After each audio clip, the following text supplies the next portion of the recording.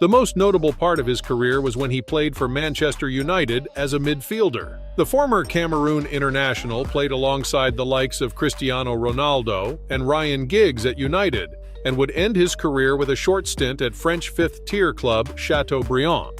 Surely you'd expect someone that played for a top club like Manchester United and some other mid-European teams to at least have enough to live a good life. But just 4 years after leaving Aston Villa, he was declared bankrupt. He would go on to join the Indian Super League and later play in the French 5th Division just to get by. Keith Gillespie. Another former Manchester United player, Keith Gillespie had a largely successful career playing as a winger for Manchester United and later Newcastle United. He led Newcastle to the Champions League and was a mainstay in the Northern Ireland national team. However, in 2010, and at the age of 35, he declared bankruptcy. Apparently, Keith was another victim of gambling. He had lost up to £7 million on gambling in the years when his career was winding down. Thinking of it, why did he gamble in the first place? He probably realized that with his career coming to an end, he had to secure some extra cash for retirement, so he turned to good old gambling and, well, it didn't turn out so well. Celestine Babayaro. Babayaro spent most of his career as a left-back for Chelsea. He was a major part of an emerging Chelsea team. He moved to Newcastle in 2005 after losing his place in the team due to the steady form of talented LB Wayne Bridge. He would spend 3 years at Newcastle before moving to the MLS side LA Galaxy, where he would only spend 3 months. He retired officially in 2010, but just 1 year later, the Nigerian had gone bankrupt. The reason for his bankruptcy is not known, but it seems like Babayaro didn't do a good job of managing his money. Maybe it was a gambling addiction or just some failed investment. One can only guess what happened. Ronaldinho.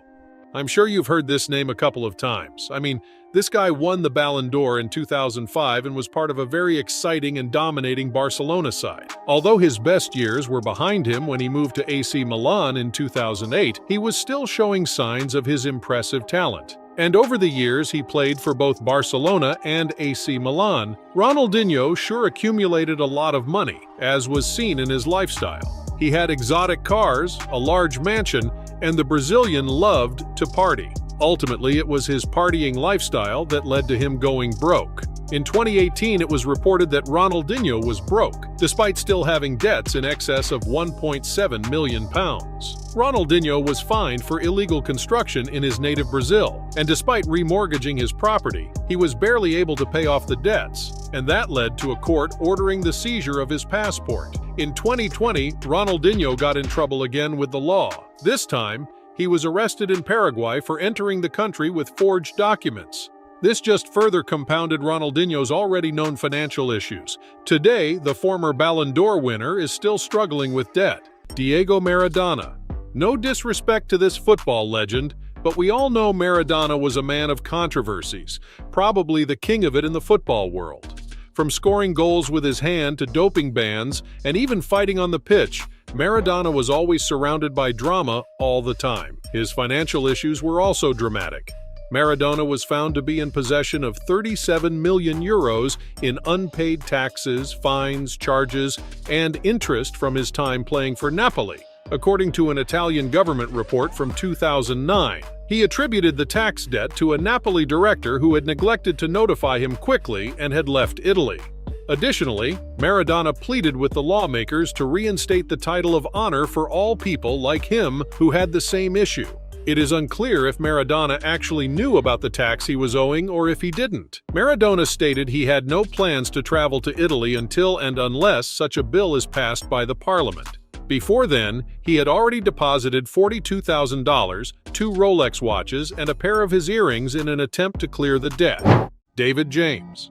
James spent his career playing as a goalkeeper for top teams like Liverpool, Manchester City, Aston Villa, West Ham, and Portsmouth, making 800 professional appearances for the clubs. He also had 53 caps for the England national team. In his career, he won the FA Cup and League Cup. However, after his retirement in 2014, James himself declared bankruptcy. Despite earning more than £20 million throughout his 25-year career, he was now broke. James's problems actually began after his divorce in 2005 that led to multiple debts, and as time went, the debts kept on increasing. James began selling his signed shirts to at least try to offset some of the debts. James's England jersey from the Three Lions 1-0 World Cup victory over Argentina in 2002 sold for £672, while the goalkeeper's jersey from Liverpool FC's 1995-96 campaign brought more than £160, and a Portsmouth #1 shirt James wore in 2008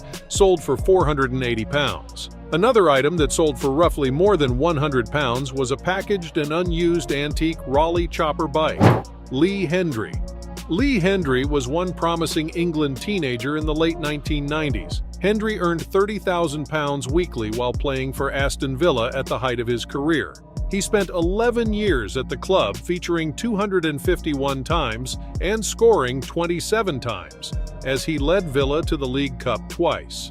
On December 27, 2012, Hendrie was officially declared bankrupt. He lost almost £10 million in a disastrous real estate deal, which contributed to his bankruptcy, and he also led a luxurious lifestyle, which only made his situation worse. Due to his compounding problems, Hendrie attempted suicide twice, but somehow he survived. His divorce was one of the contributing factors to his financial issues and his 2 suicide attempts. Today, Lee Hendrie works as a pundit for Sky Sports.